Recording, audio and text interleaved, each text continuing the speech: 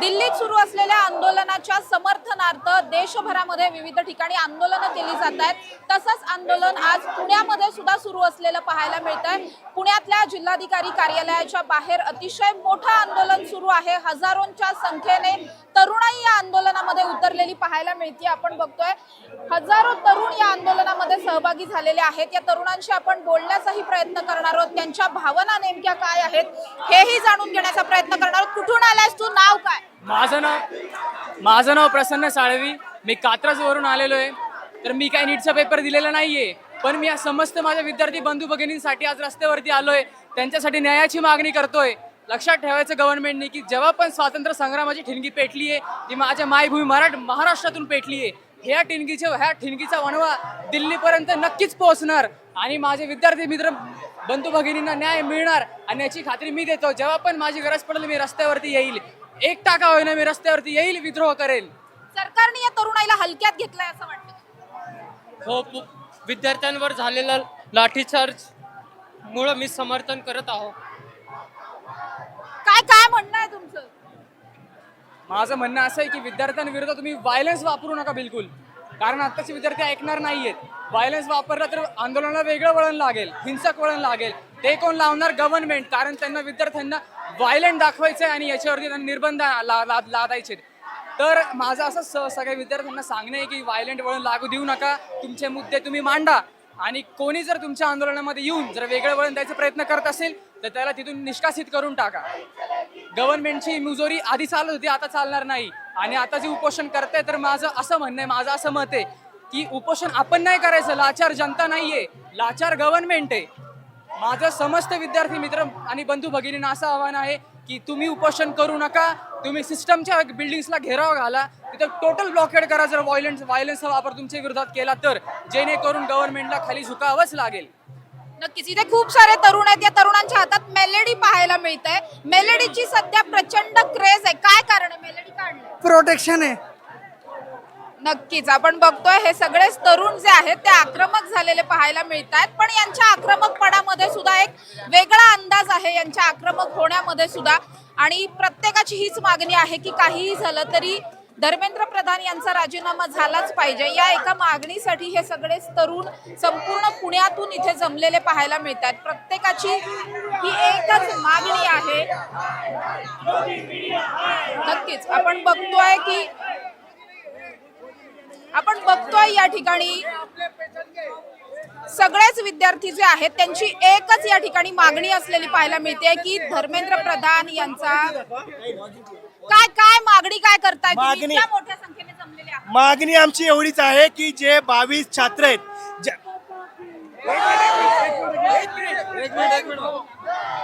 मागणी आमची एवढीच आहे 22 विद्यार्थ्यांची जी आत्महत्या झालेली आहे नीट स्कॅममुळे, त्यांना न्याय मिळाला पाहिजे. आणि याची अकाउंटेबिलिटी नाही घेतलेली धर्मेंद्र प्रधाननी, त्यांनी त्वरित राजीनामा दिला पाहिजे. पण ते देतील असं वाटतं का? एवढं होऊन पण सरकार घ्यायलाच तयार 30 दिवस झाले जंतर मंतरवर मी डोळ्यानं पाहिलंय. मी तिथे होतो जंतर मंतरवर. इतके दिवस झाले या सरकारला झोपेतून जाग आलेली नाही. आणि आता तुम्ही म्हणता की राजीनामा देतील, भविष्यात पण ते राजीनामा देणार नाहीत, कारण मोदीने त्या दिवशी सांगितलंय की आमच्या सरकारमध्ये इस्तिफा घेत नाहीत. धर्मेंद्र प्रधानांना का वाचवतंय सरकार एवढं असं वाटतं? सरकार त्यांना एवढ्यासाठी वाटत आहे की ओडिसामध्ये त्यांचं जे काही वोट बँक आहे धर्मेंद्र प्रधानमुळे ओडिसामध्ये त्यांच्या तिकडे त्यांनी जो काही ईव्हीएम मध्ये स्कॅम केला त्याच्यामुळे तिकडे त्यांची सत्ता आलेली आहे आणि म्हणून त्यांना धर्मेंद्र प्रधानला हटवायचं नाही. भारत हा तरुणांचा देश आहे, मात्र तरुणांनाच भारतात हलक्यात घेतलं जात आहे असं वाटतं? परत एकदा विचार. भारत हा तरुणांचा देश आहे. जगातले सगळ्यात जास्त तरुण या भारतामध्ये आहेत. असं असताना सुद्धा भारतातल्या तरुणांना सरकार हलक्यात घेतं का? तरुणांना यासाठी हलक्यात घेत आहे की आजचा तरुण पिढी हा शिक्षित आहे आणि त्यांना शिक्षणापासून दूर ठेवायचं आहे. तरुणांना शिक्षणापासून दूर ठेवल्यानंतर त्यांना तडीपार सारखा गृहमंत्री नेमता येतो. जो तिसरी पास पण नाहीये त्याला शिक्षण मंत्री बनवता येतं. अशा लोकांकडून काय अपेक्षा करणार? जर तरुण हा शिक्षित झाला, पुन्हा सांगता शिक्षण हे वाघिणीचं दूध आहे. वाघिणीचं दूध पिल्यानंतर तरुण पिढी धाडणार, त्यांना क्वेश्चनर विचारणार, अकाउंटेबिलिटी विचारणार. या गोष्टी त्यांना नाही पाहिजे. त्यांना लोकशाही संपून राजेशाही आणायची आहे, हुकुमशाही आणायची आहे. 1947 नंतर 70 वर्ष ते हिसाब मागतात. 12 वर्षाचा 12 दिवसाचा पण ते हिसाब देऊ शकत नाही. यासाठी त्यांना तरुण नाही पाहिजे. मॅम सगळे राजनेता म्हणतात की इंडियाचं एज्युकेशन सिस्टीम चांगलं आहे म्हणते, मग त्यांचे जे मुलं आहेत ते फॉरेन मध्ये जाऊन शिकतात. इथं काऊन नाही शिकत हे पण त्यांनी सांगायला पाहिजे. कुठून आली आहेस तू? तुझं नाव काय? मराठी नहीं आता है, मराठी हिंदी हिंदी हिंदी आता है? कहाँ से आई हो? क्यों आई हो? क्या मांग है आपकी? We want education. We want safe, secure education. That does not have leaks. My pad leaks less than. सरकार इस सब में फेल हो रही है ऐसा लगता है? Obviously, हाँ लगता है. कौन कौन रिस्पॉन्सिबल है इसमें? मोदी मोदी ने रिजाइन करना चाहिए ऐसा लगता है क्या? सबको डिजाइन करना चाहिए. नहीं हमें डालना चाहिए. पूरा पूरा रिफ्रेश करना चाहिए सारा. We should have exams for ministers. Ministers के लिए exams नहीं होते हैं. यहाँ पे नीट के लिए exams है, CLAT के लिए exams है. लेकिन मोदी का जो पोजीशन है वो उसको ऐसे ही मिल गया. काय कुठून आलायस तू? मी नरेमधनं आलो, कात्रजवरनं आलो. काय मागणी आहे तुझी? इतक्या मोठ्या संख्येने तरुण या ठिकाणी जमतात पण सरकार आपला आवाज ऐकणार का? ऐकायलाच पाहिजे. जोपर्यंत सरकार आवाज ऐकणार नाही तोपर्यंत हे शांत बसणार नाही. जोपर्यंत धर्मेंद्र प्रधान राजीनामा देणार नाही तोपर्यंत आम्ही शांत बसणार नाही.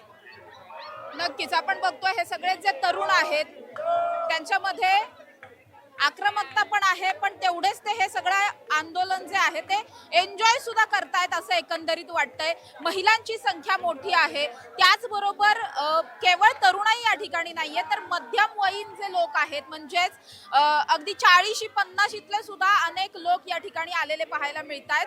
आपण काही महिलांशी सुद्धा बोलण्याचा आपण प्रयत्न करणार आहोत की त्या नेमक्या इथे का आलेल्या आहेत, कुठून आलात तुम्ही, नाव काय, काय मागणी आहे? आम्ही पुण्यातच राहतो आणि आमची मागणी आहे की सरकारने आमच्या मागण्या पूर्ण केल्या पाहिजे आणि धर्मेंद्र प्रधान जे आहेत त्यांनी रिझाईन केलं पाहिजे. आणि दिल्लीमध्ये इतकं प्रोटेस्ट चालू आहे, इतकं हे चालू आहे. देशात जर एखाद्या इन्फ्लुएन्सर्सनी जर काहीतरी चुकीचं केलं किंवा काही केलं तर त्यांचे व्हिडिओज किंवा त्याच्यावर लगेच ॲक्शन दिले जाते. पण इतकं चुकीचं होतं स्टुडंट सोबत. सरकारची जबाबदारी आहे की आपल्या स्टुडंट्सची आमची जबाबदारी सरकारकडे आहे पण ते आमच्यावर जरा पण लक्ष देत नाहीये. आमच्या मागण्या सरकारने पूर्ण केल्या पाहिजे. आमची एवढीच मागणी आहे. इतकं प्रोटेस्ट चालू आहे, इतक्या दिवसांपासून चालू आहे. स्टुडंट दिवस रात्र प्रोटेस्ट करतात तर ते थोडं पण लक्ष देत नाही आणि थोडं पण बघत नाहीयेत. आमचं मागणं एवढंच आहे की धर्मेंद्र प्रधानांनी रिझाईन केलं पाहिजे आणि काहीतरी लवकरात लवकर ऍक्शन घेतली पाहिजे. नक्कीच धर्मेंद्र प्रधानांचा राजीनामा प्रत्येक जण मागताय. कुठून आलेला तुम्ही आणि काय मागणी आहे? इतकी सगळी तरुणाई रस्त्यावर उतरली आहे, देशभरातली तरुणाई रस्त्यावर आहे पण सरकार कुठेतरी डोळेझाक करताय किंवा निगरगट्ट झालाय असं वाटतं. माझं नाव ॲडव्होकेट महेश देशमुख आहे. मी शिवाजीनगर कोर्टमध्ये प्रॅक्टिस करतो. वकील या नात्यानं मला आज ज्या पद्धतीनं परवा या सरकारनं त्यांचं पहिलं रूप दाखवलं आणि विद्यार्थ्यांना बेछूट लाठीमार केला, ज्या पद्धतीने त्या स्त्रियांना ट्रीटमेंट दिली आहे ती ह्या संविधानाला, या कायद्याला अभिप्रेत नव्हती, या लोकशाहीला अभिप्रेत ती कधीच नव्हती. ज्या पद्धतीनं हे सरकार इथल्या शेतकऱ्यांना, इथल्या तरुणांना जे काही शिक्षणाच्या प्रश्नांपासून उद्विग्न आहे, शिक्षणाचं जे चाललेलं बाजारीकरण आहे, जे शिक्षणाचं ज्या अथांग मोठ्या प्रमाणामध्ये झालेलं खाजगीकरण आहे, तुम्ही जर बघाल 90,000 मराठी शाळा बंद झालेल्या आहेत. म्हणजे एकीकडे तुम्ही शिक्षणाचं स्वतःचं ॲडव्होकसी अशी करताय की आम्ही विद्यार्थ्यांच्या शिक्षणाची, विद्यार्थ्यांची, ह्या देशातल्या तरुणांची चिंता करतो आणि त्याच्याच दुसऱ्या बाजूला तुम्ही एकीकडे लक्षात घ्या बेरोजगारीचा दर बघावा. ह्या सरकारने आजपर्यंत एकच काम केलेलं आहे की यांच्या फेल्युअरचे सगळे आकडे लपवणं. या पलीकडे सरकारनं कुठलंही काम केलेलं नाही.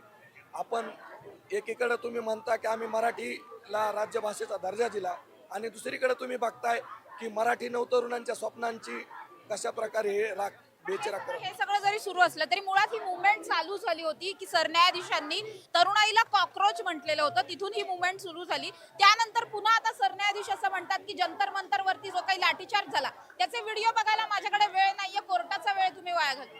हे किती विरोधाभासी स्टेटमेंट. या प्रकरणावरती एक वकील म्हणून माझं एकच टिप्पणी असेल की ज्या पदावर तुम्ही बसलाय त्या पदावर तुम्ही व्यक्ती नाही आहेत, तुमच्याकडे देश अख्खा बघतोय. त्या पदावरनं असे शब्द येणं हे अत्यंत चुकीचं आहे.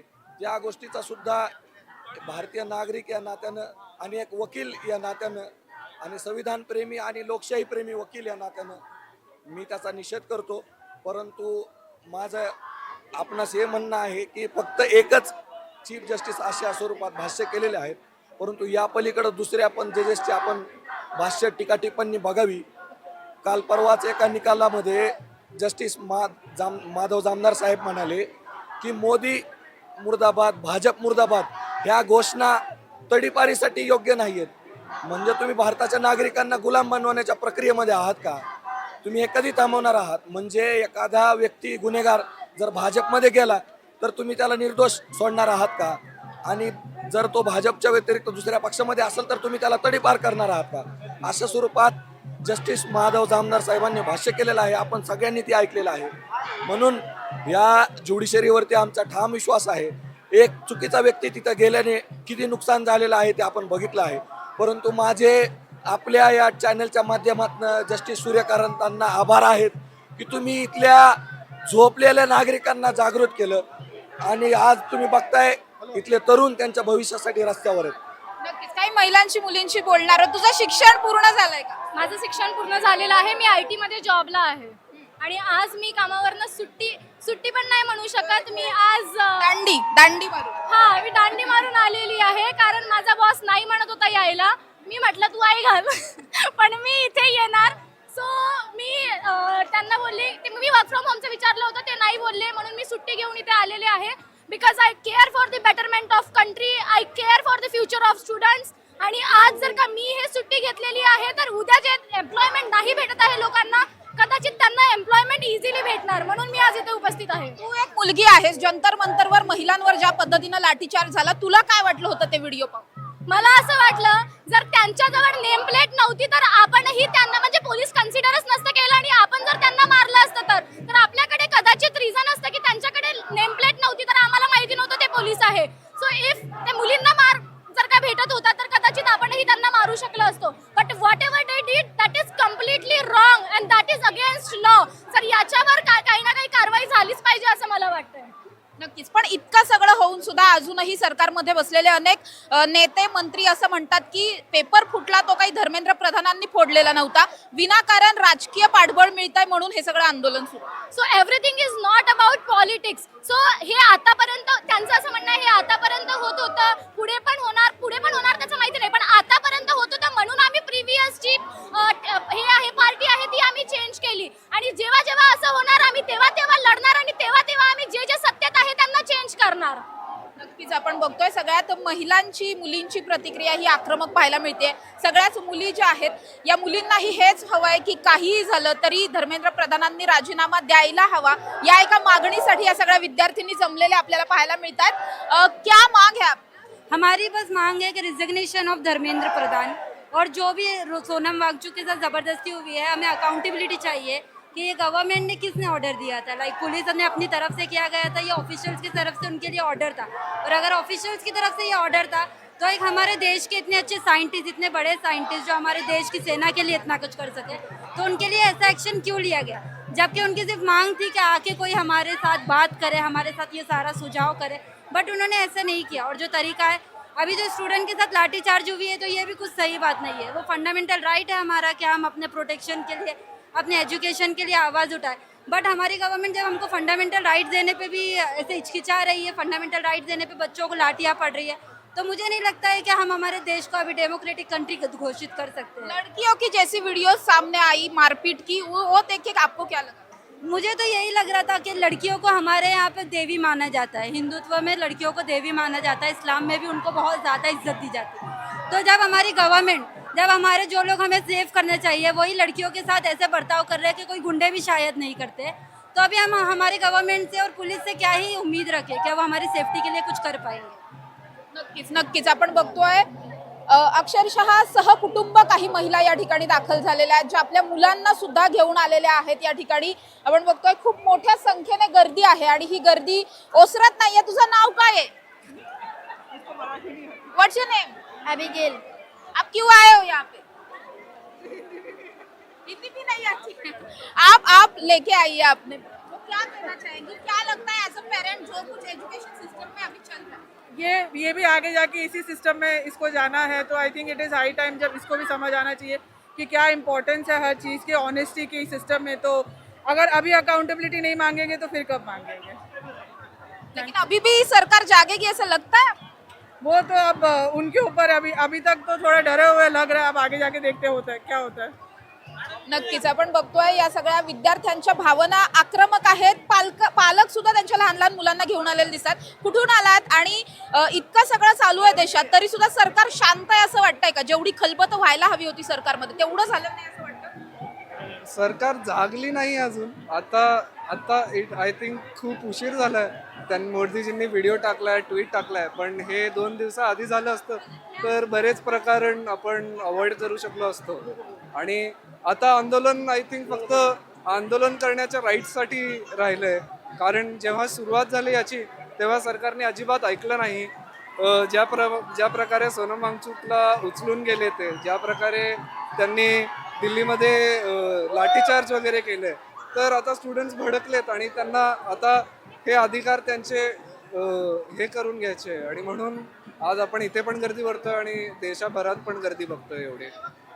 नक्कीच काही ठिकाणी 2-2, 3-3 पिढ्या एकाच कुटुंबामधल्या आलेल्या आहेत. आजी आजोबा आहेत ते त्यांच्या नातवंडाला घेऊन आलेत. काय सांगाल? हे सगळं आंदोलन तरुणाईचं आंदोलन म्हटलं जातं, पण तुम्ही सुद्धा आंदोलनात सहभागी आता तर आपण जागे नाही झालो तर मोदी सरकार हुकुमशाही आणणार आहे. यासाठी एकत्रीकरण करणं गरजेचं आहे. ज्या मुलांना शिक्षणाचं आहे त्यांनी डांबलं आणि मोदी झोपलेला आहे का? तो मोदीला कळायला पाहिजे नाही. त्यांना सत्तेचा माज आलेला आहे. जोपर्यंत त्यांना हटवणार नाही तोपर्यंत हा देश अदानी अंबानीच्या हातून मुक्त होणार नाही. त्याला प्रोटेस्ट म्हणूनच आम्ही लहान मुलासोबत आलेला, कारण पुढे भविष्यकाळ वाईट जाणार आहे. काय भावना काय? याच मुलाच्या- तुमच्या लहानपणी कसं वातावरण होतं आणि आताचं शिक्षण कसं वाटतं तुम्हाला? आताचं शिक्षण आतापर्यंत तर चांगलंच चाललं होतं, पण आता खूप बिघडलेलं आहे. जेव्हा ही सत्ता आलेली आहे, हे सरकार आलेलं आहे, तेव्हापासून हे सगळं वातावरण बिघडलेलं आहे. आणि खूप दिवस झाले जे चाललं हे कुठंतरी थांबलं पाहिजे. आणि आज विद्यार्थ्यांवर अत्याचार होतात तरी तुम्हाला काही त्याच्याविषयी वाटत नाही. आणि शेतकरी जर म्हातारी माणसं तिथं गेलं त्याबद्दल तर वाटणारच नाही. एवढ्या समजा विद्यार्थ्याचंच तुम्हाला काय वाटत नाही तर मोठ्यांचं काय वाटणार आहे? आणि माझी मम्मी स्वतः शिक्षिका आहे. मी स्वतः शिक्षिका आहे. हा, तर त्यांना तर सगळं माहितीच आहे की काय आहे काय नाही. आणि आम्हाला खूप वाईट वाटतंय जे 20 तारखेला घडलं. एवढं फोर्सफुली मारायला नव्हतं पाहिजे स्टुडंट लोकांना. ते लहान लहान आहेत, त्यांनी काही नाही केलं तर एवढ्या जोरात तुम्ही एवढ्या फोर्सफुली त्यांना मारायला नव्हतं पाहिजे. त्यांना जागा नाहीये, झोपायला काहीच नाहीये, तरी सरकार त्यांच्याकडे बघत नाहीये. हे खूप वाईट आहे. आणि मोदी प्लीज रिझाईन द्या प्लीज. पहिले तर मी डॉक्टर श्रुती आहे. मी एक सर्जरी रेसिडेंट आहे. तर मी सगळं बघितलं आहे. माझ्या अंडर ग्रॅज्युएटपासून आतापर्यंत रेसिडेन्सी करतापर्यंत मी बघितलं आहे पेपर कसे लीक होतात. माझ्या टाईमला 2015मध्ये AFMTचा पेपर लीक झालेला. रेसिडेन्सीच्या एंट्रन्ससाठी पण आता पेपर लीक झाला 1 दिवसाआधी. आता जे आमचे सिनियर्स आहे, नीट सुपर स्पेशालिटीचे जे स्टुडंट्स आहेत ते क्वालिफाईड डॉक्टर्स आहे, ते सर्जरी स्पेशलिस्ट आहे. आता ते सुपर स्पेशलायझेशनसाठी त्यांची काउन्सिलिंग 6 महिन्यापासून पेंडिंग आहे. So this is not a way. म्हणजे मेडिकल एज्युकेशनची तर बँड वाजली आहे. आणि मोदी, अडानी, अंबानी हे सगळे जे मिळून करतायत त्याचं मी श्रीमंत नुसतं श्रीमंत होते, गरीब आम्ही गरीब होत चालले. आणि ज्या लोकांना हे सगळे दिसत नाही आहे ते डोळे उघडून बघण्याचा प्रयत्नच नाही करत आहे. म्हणजे आता मुद्दा त्यांनी political, anti national, terrorist, reservation हे सगळं मधात आणून हे मेन इश्यू त्यांनी स्टुडंट्सला डिवाइड करायचा खूप प्रयत्न केला आहे. पण I think we should maintain the unity and we should do something about this. आणि हे प्रोटेस्ट अजिबात नाही थांबला पाहिजे जोपर्यंत धर्मेंद्र प्रधान रिझाईन नाही करत. अजिबात नाही. नक्कीच अतिशय उच्च शिक्षित तरुणाई या आंदोलनामध्ये सहभागी झालेली आहे. काय सांगाल तुम्ही? आता जर आपण पाहिलं तर आंदोलन करणाऱ्या विद्यार्थ्यांना आतंकवादी, टेररिस्ट म्हणण्यापर्यंत पोहोचलेल्या आहेत घटना. सर्वप्रथम तर दिल्ली पोलीसचा मी विरोध करतो. शेम on Delhi police. Peacefully he prostate झाली आहे. ऑल इंडिया पीसफुली झाली आहे. टेररिस्ट वगैरे हे सगळे डिस्ट्रॅक्शन आहे. माझा प्रश्न आहे दिल्ली पोलीस आणि संपूर्ण भारतातल्या पोलिसांना, they should be on our side. त्यांच्यासाठी पोलिसांसाठी पण काय केलं आहे गव्हर्नमेंटने? ना पगार वाढ आहे ना काही आहे. त्यांच्या परिस्थितीमध्ये काहीच इम्प्रूव्हमेंट नाही आहे. सो शेम ऑन दिल्ली पोलीस. पहिले तर पीसफुल प्रोटेस्ट चालू होता, त्यामध्ये they have to use violence and then have audacity to call us terrorist. Shame on them. Shame on Delhi police. And I appeal to all police all over India to join the people's fight. आमच्या बाजूने पोलिसांनी सुद्धा यायला पाहिजे, कारण ही government कोणाचीच नाही आहे, फक्त अडानी अंबानीची आहे. Neither the police nor the people. नक्कीच आपण बघतोय अतिशय पीसफुली हे सगळं आंदोलन सुरू आहे आणि तरी सुद्धा या आंदोलनामध्ये अनेक विद्यार्थी जे आहेत ते सहभागी होतात. पण या आंदोलनाला टेररिझम वगैरे म्हटलं जातं, राजकीय पाठबळ म्हटलं जातं. कधी असं म्हटलं जात आहे की चायनाकडून फंडिंग येत आहे, कधी म्हणतात पाकिस्तानकडून फंडिंग येतं या आंदोलनांसाठी. आता त्यांना आता चपलनी मारायची वेळ आलेली आहे. लवकरच येणाऱ्या काळामध्ये हे सर्व विद्यार्थी, सर्व पालक त्यांना घरचा रस्ता दाखवणार आहे. त्यांना काही कळना. आज तुम्ही बघत आहे भारताच्या प्रत्येक सिटीमधून त्यांना स्विगी, झोमॅटो अशा ह्याच्यातून 10 रुपयाचं म्हणा, 100 रुपयाचं म्हणा किंवा 1000 रुपयाचं, असं त्या विद्यार्थ्यांचे हाल आम्हाला पावत नाही अशा भारतातल्या नागरिकांना. तर ते सर्व आपल्या खुशीने त्यांना काहीतरी मदत करण्याचा प्रयत्न करत आहे. पण आज सरकार हे घाबरलेलं असल्यामुळं त्यांच्या पायाखालची जमीन सगळी हल्लेली आहे. धर्मप्रधानला राजीनामा द्यावाच लागेल, कारण की आज त्यांनी कितीतरी 22 लाख विद्यार्थ्यांचं नुकसान केलेलं आहे. आज कितीतरी 20 विद्यार्थ्यांनी आत्महत्या केलेली आहे. त्यांच्या बदल्यात त्यांना शासन कडक झालं पाहिजे. मोदी साहेब का त्यांना पाठीशी घालतोय या अजून कळलं नाही. आता ह्याच्यानंतर नितीन गडकरीचा पण नंबर लागणार आहे, कारण की त्यांनी पण इथेनॉल ऑइलमध्ये खूप घोटाळा करून महाराष्ट्राच्या आणि भारताच्या नागरिकांचं खूप नुकसान केलेलं आहे. तर मी ह्या प्रोटेस्टला आम्ही सर्व यादव सोशल फाउंडेशनच्या वतीने आम्ही सर्व त्यांना सपोर्ट करत आहे. ह्या विद्यार्थ्यांसोबत आम्ही सर्व भीमसैनिक, फुले आंबेडकर विचाराचे सर्व आम्ही कार्यकर्ते आज ह्या विद्यार्थ्यांसोबत आहे. CGPच्या पाठिंबा देत आहे. जय भीम, जय शिवराय. नक्कीच सगळ्या जाती धर्माचे लोक आता या आंदोलनामध्ये एकवटलेत असं वाटतं का? म्हणजे जी थोडीशी झोपलेली जनता होती, तरुणाई होती, ज्या जेनझींवर म्हटलं जायचं की हे फक्त स्क्रोल करतात, यांना दुसरं काही येत नाही असं जे म्हटलं जायचं, त्या जेनझींनी ही सगळी सत्ता उलटवण्याची ताकद त्यांच्यात आहे हे दाखवून दिलं असं वाटतं. सत्ता उलटवण्याची तर नाही, पण त्यांना थोडंसं अकाउंटेबिलिटी आम्ही मागतोय. त्यांनी अकाउंटेबिलिटी तर दिली पाहिजे. रिझाईन करा ही खूप मोठी गोष्ट झाली. अख्खं कंट्रीला ते परत रिवॅनिश करायला लागेल. म्हणून त्यांनी गव्हर्नमेंटनी, एज्युकेशन मिनिस्टरनी जर एक वर्ड दिला की असं परत नाही होणार, किंवा मग त्याच्यासाठी प्रोसेस केला, अकाउंटेबिलिटी दिली, कारण ह्या यूथ आपलं ते डिझर्व करतं. माझे स्वतःचे फ्रेंड्स मी बघते लायब्ररीमध्ये दिवसरात्र प्रिपेअर करतात आहे नीटसाठी, जेईसाठी, आणि हे पेपर लीक खूप मोठी गोष्ट झाली. मग we deserve the accountability from education minister. Thank you. म्हणजे राजीनामा नाही, ॲटलिस्ट तुम्ही एक सॉरी बोला ऑन कॅमेरा येऊन, एवढं तरी. सॉरी नाही की आम्ही हे परत करणार नाही, आणि टेकिंग द ऑल रिस्पॉन्सिबिलिटी की असं कधी परत होणार पण नाही. Not only words but the action. मग आम्ही ते तरी डिझर्व करतोच. नक्कीच राजीनामा देता येत नसेल तर ॲटलिस्ट तुम्ही जी काही चूक केली आहे ही चूक आहे हे मान्य करा, आणि इथून पुढे तुमच्याकडून असं काही होणार नाही, तुमच्या मिनिस्ट्रीमध्ये असं काही होणार नाही, एवढं फक्त आम्हाला गॅरंटी द्या, आम्हाला शब्द द्या, तरी आम्ही हे आंदोलन मागे घ्यायला तयार आहोत. इतक्या बेअर मिनिमम पर्यंत आता हे विद्यार्थी येऊन पोहोचलेत. मात्र तरी सुद्धा अजूनही सरकार विद्यार्थ्यांचा आवाज ऐकत नाहीये का? अर्थात काल पंतप्रधान नरेंद्र मोदींनी एक व्हिडिओ बनवून त्यामध्ये सांगितलं की ते फास्ट ट्रॅक वरती या सगळ्यामध्ये ऍक्शन घेणार आहेत वगैरे, हे सगळं ठीक आहे. फास्ट ट्रॅक कोर्ट नेमलं जाईल, जे आरोपी आहेत त्यांच्यावरती या सगळ्यामध्ये कारवाई होईल वगैरे, शिक्षाही होईल त्यांना, सगळं ठीक आहे. पण ज्यांच्या मिनिस्ट्रीच्या अंडर हे सगळं येतं त्यांनी या सगळ्याची नैतिक जबाबदारी स्वीकारायला नको का? हा एक बेसिक प्रश्न आहे. या बेसिक प्रश्नाचं उत्तर अजून तरी कुणीही दिलेलं पाहायला मिळत नाही. ना धर्मेंद्र प्रधान स्वतः कॅमेऱ्यासमोर येतात, ना मोदी या सगळ्यावरती बोलताना पाहायला मिळतात, ना इतर कुठले त्यांच्या पक्षातले नेते बोलतात.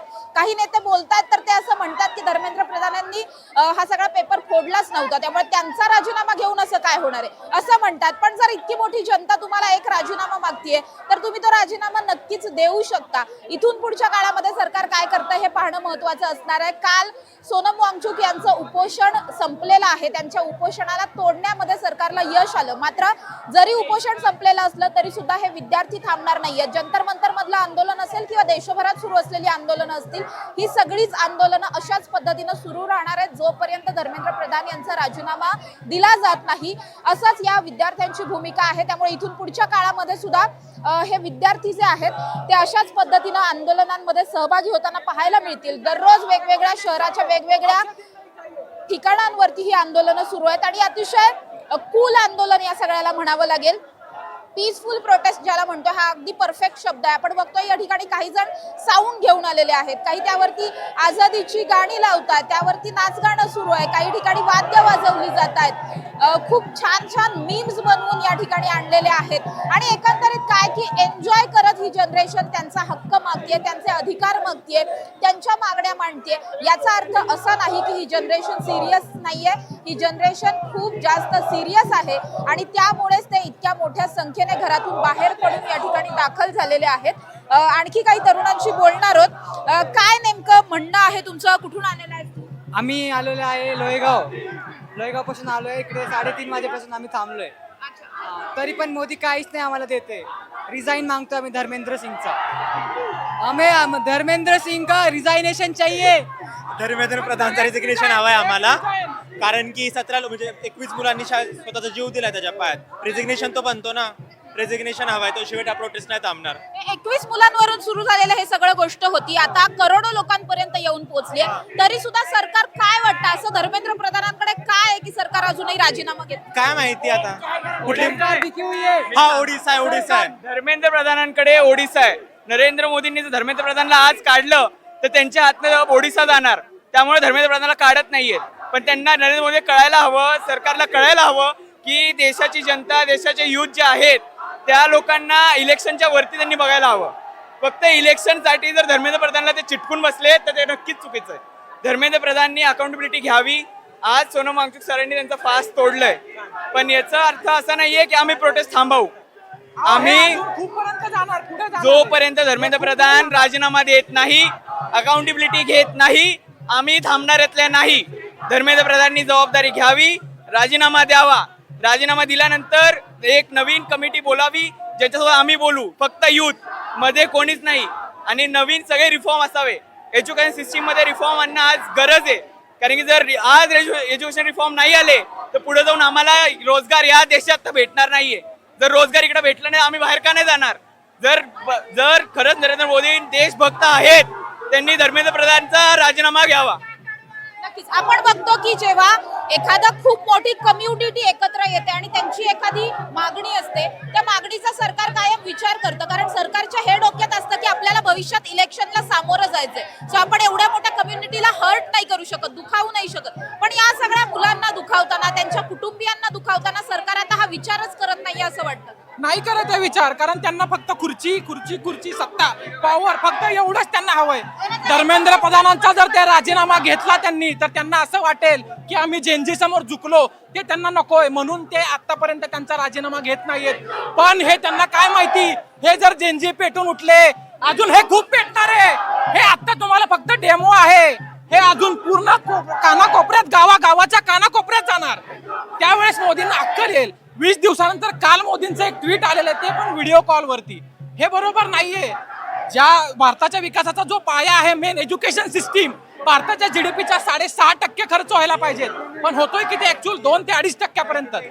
मग ह्या लोकांनी कुठे बघायचं? ज्या लोकांनी आत्महत्या केलेल्या, ज्या मुलांनी, त्यांच्या आई वडिलांनी काय करायचं? त्याच्यासाठी आम्ही सगळेजण रस्त्यावरती उतरलेलो आणि हे खूप पुढेपर्यंत जाणार आहे, एवढं मोदींनी फक्त लक्षात ठेवावं। नक्कीच बात निकली है तो बहुत दूर तलक जाएगी असं म्हणताना हे जेनजी 22 लाख लोकांनी एक्झाम दिली, ठीक आहे। प्रश्न 20 लोकांचा नाहीये, 22 लाख लोकांचा आहे, त्यांच्या परिवारांचा, म्हणजे टोटल 1 लाख लोक। आता हे काहीच नाही, अजून तर खूप होणार आहे। आम्हाला पाहिजे मोदी येऊन धर्मेंद्र प्रधानचा रेजिग्नेशन द्यावा। 7 दिवस हे चालणार, खूप घाण चालणार। जर मोदी आप ये देख रहे हो, प्लीज धर्मेंद्र प्रताप का आप हमें रेजिग्नेशन दे दो। जेनजींना हलक्यात घेतलाय असं वाटतं सरकारने? हलक्यात नाही, त्यांना असं वाटून राहिलं की आम्ही वोट देत नाही ना, 2029ला आम्हीच वोट द्यायला। जर त्यांनी आता आमचं नाही ऐकलं तर ठीक आहे ना, काय ऐकू आम्ही तुमचं 2019ला नाही ऐकणार। ते विसरले 2029 पण येणार आहे, त्या दिवशी आम्ही त्यांचा औकात दाखवू त्यांना, बरोबर? तेव्हा तुम्ही वोटिंग नाही करणार? रेजिग्नेशन फक्त अकाउंटेबिलिटी, 20 लोकांचे जीव गेलाय, काही अकाउंटेबिलिटी नाही, काही नाही। त्याची स्वतःची मुलगी बाहेरच्या युनिव्हर्सिटीमध्ये शिकत आहे, ते प्रधानची स्वतःची मुलगी बाहेरच्या देशामध्ये शिकत आहे, ठीक आहे, चांगली गोष्ट आहे। मग तो आमचं एज्युकेशन का खराब करतो? जर करतोस तर रेजिग्नेशन देऊन टाक ना, अकाउंटेबिलिटी घे ना, एवढंच आहे, बाकी काय नाही। आणि बेर मिनिमम आहे डेमोक्रेसीमध्ये, तर बेर मिनिमम। नक्कीच हे विद्यार्थी जे आहेत ते आता बेअर मिनिमम पर्यंत येऊन पोहोचलेले आहेत। फार काही करू नका, एक रेजिग्नेशन द्या, एका धर्मेंद्र प्रधानांचा आम्ही राजीनामा मागतोय तेवढा तरी देऊन टाका असं म्हणताना आपल्याला हे सगळेच विद्यार्थी पाहायला मिळत आहेत। अजूनही आपण बघतोय जवळपास 3-3.5 तास झालेत हे आंदोलन अशाच पद्धतीनं सुरू आहे. मुसळधार पाऊस पुण्यामध्ये येऊन गेलेला आहे. जेवढा पाऊस येतोय तो सगळा पाऊस हे मुलं अंगावरती घेत आहेत अक्षरशः. पण हे आंदोलन काही केल्या मागे हटत नाहीये. इथली गर्दी कमी होताना पाहायला मिळत नाहीये. पोलिसांनी खूप तगडा बंदोबस्त लावलाय. कुठल्याही पद्धतीनं काहीही अनुचित प्रकार घडणार नाही यासाठी म्हणून सगळे प्रयत्न पोलिसांकडून सुद्धा केले जातात. आणि आपण बघतोय की आता कुठेतरी हे विद्यार्थी जे आहे या विद्यार्थ्यांना जाग आलेली आहे आणि आता हे जाग आलेले विद्यार्थी काही झालं तरी इथून मागे हटणार नाहीयेत. हीच एक भूमिका जी आहे ती सगळ्या विद्यार्थ्यांची असलेली आपल्याला पाहायला मिळते. अनेक पालक आपल्या लहान लहान मुलांना या ठिकाणी घेऊन आलेत. काय तुमचं नाव आहे? तुम्ही लहान मुलीला घेऊन आलाय? सॉरी, आपका नाम क्या है? आप क्यों अपनी बच्ची को यहाँ पे लेके आए और उसके माथे पे आजादी लिखा है, क्या मतलब है? ये दिखाना चाह रहे हैं कि गलत के साथ आपको हमेशा खड़ा रहना, गलत के साथ नहीं खड़ा होना है. जब जब देश में गलत होगा जनता बाहर आएगी और प्रोटेस्ट करेगी. गलत कुछ नहीं सहन करना है, इसीलिए हम बच्ची को दिखाने लाए हैं. क्या बोलना चाहेंगे आप? आपके बच्चे अभी स्कूल जाते होंगे, जाएंगे आगे चल के, उनके फ्यूचर के लिए कैसा एजुकेशन सिस्टम आप मांग कर रही है? मैम मैं सिर्फ ये चीज़ कहना चाहूँगी कि अगर मैं उन मदर्स की जगह पर होती जो आज सफ़र कर रही है, then it would have been really very sad to see this condition of such mothers. They are crying their heart out. There are many mothers who are saying that they have absolutely no one at their home. She is alone. She is fighting for their son. So this corruption should stop. This every bad thing, whatever happening currently is India, should stop. Thank you. नक्कीच आपण बघतोय सगळेच विद्यार्थी जे आहेत त्यांचे पालक आहेत, काही शिक्षक आहेत, काही नोकरदार वर्ग आहे. खूप मोठ्या संख्येने या ठिकाणी सगळे दाखल झालेले आहेत. वेगवेगळ्या क्षेत्रातले हे सगळे लोक आहेत आणि प्रत्येक जण एकच गोष्ट मागतोय की आता कुठेतरी या सरकारने अकाउंटेबिलिटी घ्यायला शिकावं. या आधी सुद्धा अशी अनेक प्रकरणं झालेली आहेत पण प्रत्येकच प्रकरणामध्ये कधी राजीनामे मागितले जात नाहीत. पण जर पहिल्यांदा मागितला जातोय तर तो राजीनामा तुम्ही द्यायला हवा. इतकी अगदी क्षुल्लक मागणी या सगळ्यांची असलेली पाहायला मिळते. देशभरामध्ये हे आंदोलन खूप जास्त उफाळलेलं पाहायला मिळतंय. आता हे आंदोलन फक्त कॉक्रोच जनता पार्टी विरुद्ध धर्मेंद्र प्रधान किंवा नीट पेपर लीक वगैरे इथपर्यंत थांबलेलं नाहीये. हे आंदोलन आता जेनझींसाठी त्यांचा एक अधिकार असं झालेला आहे. त्यामुळे इथून पुढच्या काळामध्ये इतक्या मोठ्या संख्येने होत असलेल्या आंदोलनांमध्ये जी काही एक मागणी केली जाते, एकच मागणी आहे धर्मेंद्र प्रधानांचा राजीनामा. तो राजीनामा होतोय का हे पाहणं अतिशय महत्त्वाचं असणार आहे. जोपर्यंत राजीनामा होत नाही तोपर्यंत ही आंदोलनं थांबणार नाहीयेत. हे जेनझी मागे हटणार नाहीयेत. सोशल मीडियावर असेल किंवा ग्राउंड रियालिटीमध्ये ग्राउंडवर उतरून असेल ही आंदोलनं अशाच पद्धतीने चालू राहतील जे सरकारला परवडणाऱ्यातलं नाहीये. त्यामुळे सरकारने आताच कुठेतरी जागं होणं हे अतिशय महत्त्वाचं आहे. अर्थात सरकार या सगळ्यावरची भूमिका काय घेतंय हे पाहणं अतिशय महत्त्वाचं असेल. कॅमेरा पर्सन शिवाजी साळुंखेंसह समृद्धी जाधव, टॉप न्यूज मराठी, पुणे.